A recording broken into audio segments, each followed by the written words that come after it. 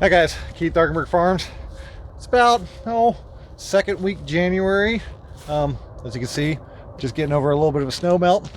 Very fun out there harvesting spinach, by the way. I had to uncover everything. But today, we're going into the pack house here, and we're going to go and discuss how to determine the quality of your wash water, turbidity, and then also when you know that you need to change it. So let me show you.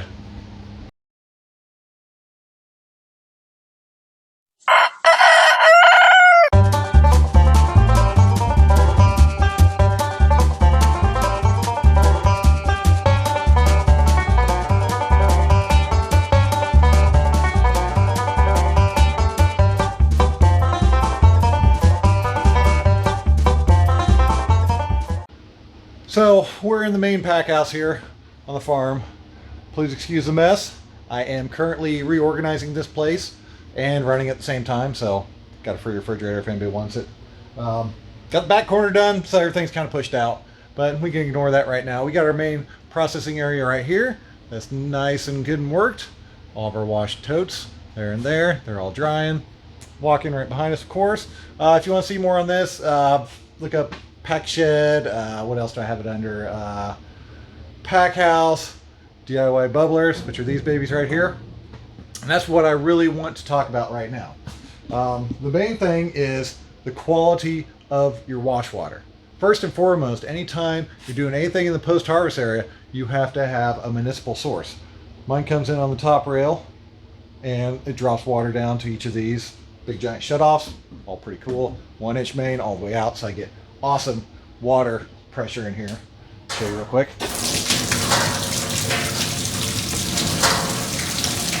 Fill up 150 gallons in about 7.5 minutes.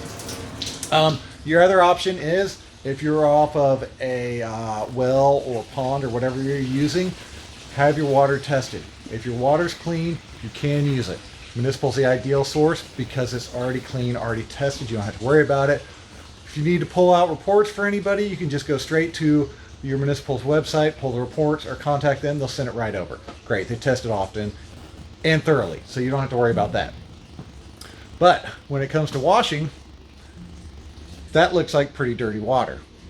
But I'll show you what happens, which, by the way, you're never supposed to have glass in the pack house, period.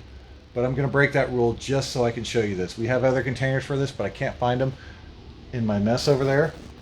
So we're going to go through, and also I'm done processing, well, I'm not processing, cleaning field dirt off of everything for the day.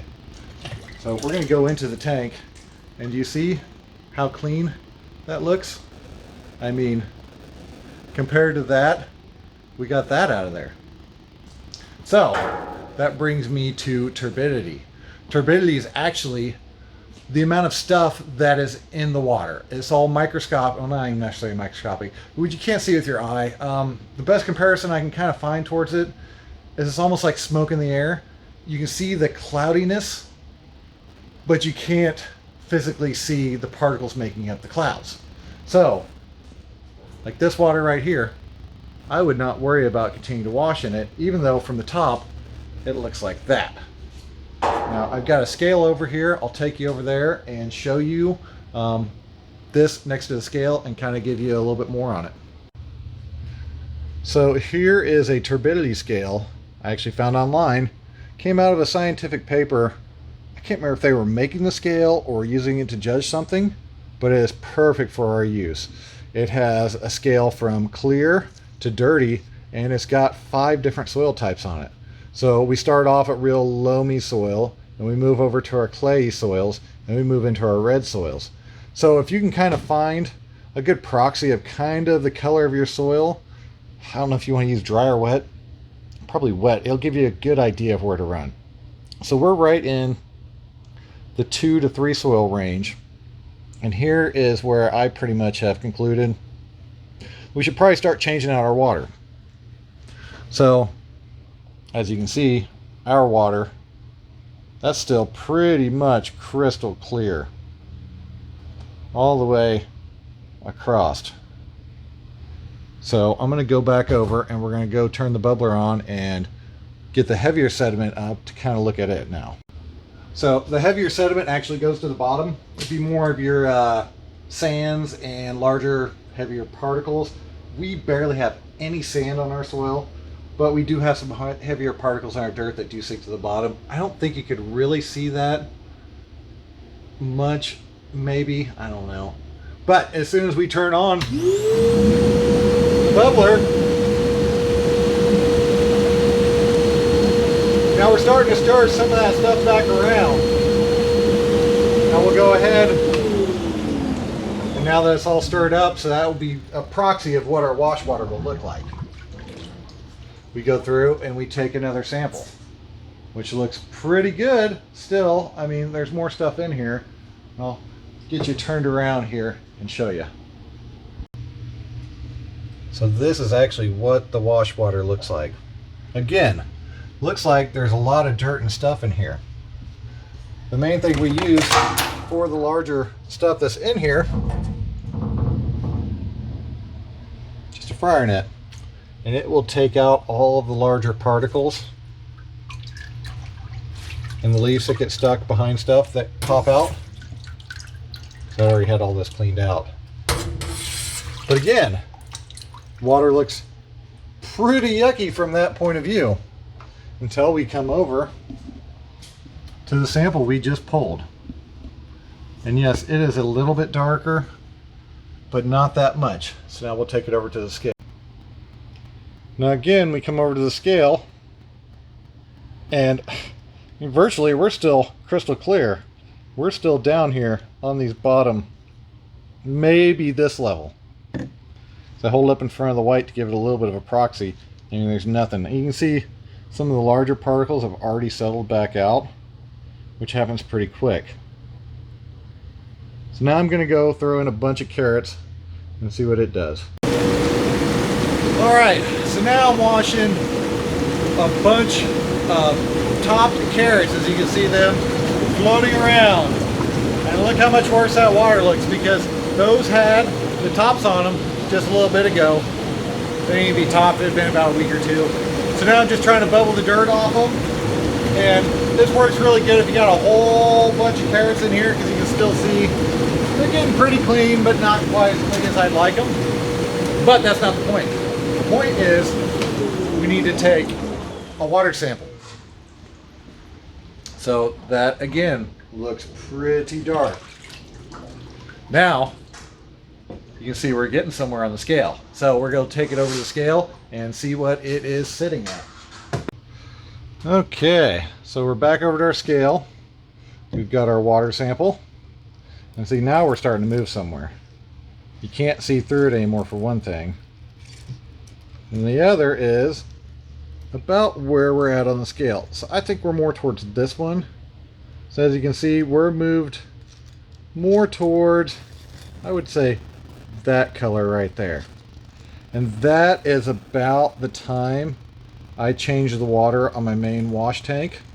When I'm using 2 tanks, I will let it go a little bit higher, because our secondary wash I'll only let it get there before we change it out. That way we still have clear water. Another big difference with just a few carrots. So I guess the biggest takeaway with all this is that no matter how, I guess, dirty your water is, how much stuff's in it, it's really deceiving when you're just looking down from the top. I mean, this is a little bit darker, but not that much more than before.